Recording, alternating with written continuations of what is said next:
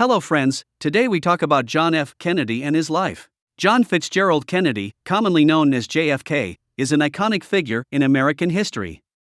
He was the 35th President of the United States, whose life story is filled with both triumph and tragedy. From his childhood as a prodigy to his untimely assassination in 1963, JFK's life and legacy remain forever etched in the minds of many. In this video, we will explore the life of JFK, from his early years as a young, brilliant student to the tragic events of his assassination. John Fitzgerald Kennedy, the 35th President of the United States, was born on May 29, 1917, in Brookline, Massachusetts. He was the second son of 9 children born to Joseph P. Kennedy Sr. and Rose Fitzgerald Kennedy. He had an older brother, Joseph Jr., who was killed in World War II, as well as 7 younger siblings. John F. Kennedy was a bright child, excelling at school and displaying a strong interest in the arts and politics from a young age.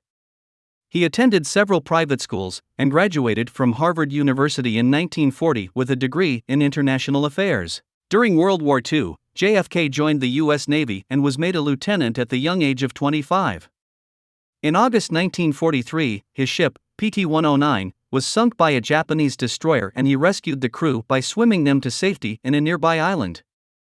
He received many awards for his bravery, including the Navy and Marine Corps Medal. After returning from the war, JFK married Jacqueline Bouvier in 1953 and together they had 4 children, Caroline, John Jr., Patrick, and Arabella. JFK was an accomplished writer as well, publishing several books about his experiences during World War II and his views on American politics.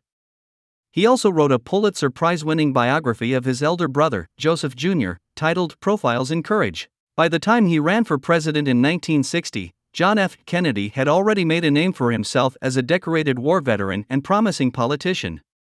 His rise to the White House would be one of the most memorable stories of modern times. John F. Kennedy's journey to the White House was a long and arduous one.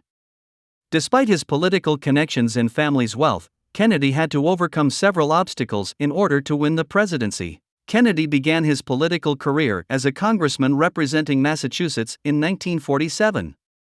After 2 terms in Congress, Kennedy ran for the U.S. Senate in 1952 and won. He served in the Senate until 1960, when he launched his presidential campaign. Kennedy campaigned aggressively, focusing on his youth and fresh ideas.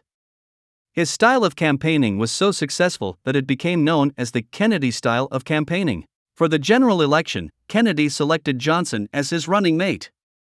In November, Kennedy faced off against Republican Richard Nixon in one of the closest presidential elections in history. After weeks of recounts and legal challenges, Kennedy was declared the victor on December 14, 1960, winning by a razor-thin margin of less than 120,000 votes out of nearly 68 million cast. On January 20, 1961, John F. Kennedy was sworn in as the 35th President of the United States. John F. Kennedy became the 35th President of the United States in 1961, beating out Richard Nixon in a close election. His presidency was marked by a focus on civil rights, economic reform, and international relations. During his term, he increased minimum wages and sought to reform Social Security. He was also an advocate for the desegregation of schools and an outspoken opponent of racism. Kennedy also sought to strengthen America's role in international affairs. In April 1961, he authorized the ill-fated Bay of Pigs invasion of Cuba, though he later admitted it was a mistake. He also oversaw the implementation of the Peace Corps, the Alliance for Progress, and the Partial Nuclear Test Ban Treaty.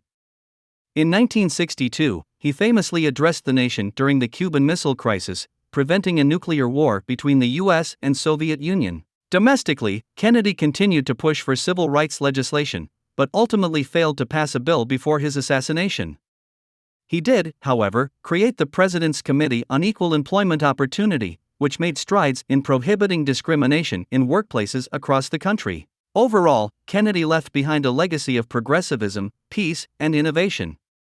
His tragic assassination in November 1963 cut short his presidency and denied the country of further accomplishments that could have been achieved had he lived longer. On November 22, 1963, President John F. Kennedy was assassinated in Dallas, Texas. He and his wife Jacqueline were riding in a motorcade when shots rang out from a nearby building. The shooter was Lee Harvey Oswald, a former Marine who had been living in the Soviet Union for several years before returning to the United States. Kennedy was taken to Parkland Hospital where he was pronounced dead shortly after arrival. The death of President Kennedy sent shockwaves around the world and resulted in the formation of the Warren Commission to investigate the assassination. The commission concluded that Oswald had acted alone and that no evidence of a conspiracy existed. However, this conclusion has been disputed by many over the years, and various conspiracy theories continue to circulate. The death of John F. Kennedy was a tragedy that affected the lives of countless people around the world. It also ushered in a period of uncertainty and turmoil in the United States that continues to this day. Thanks for watching. Please subscribe and ring the bell.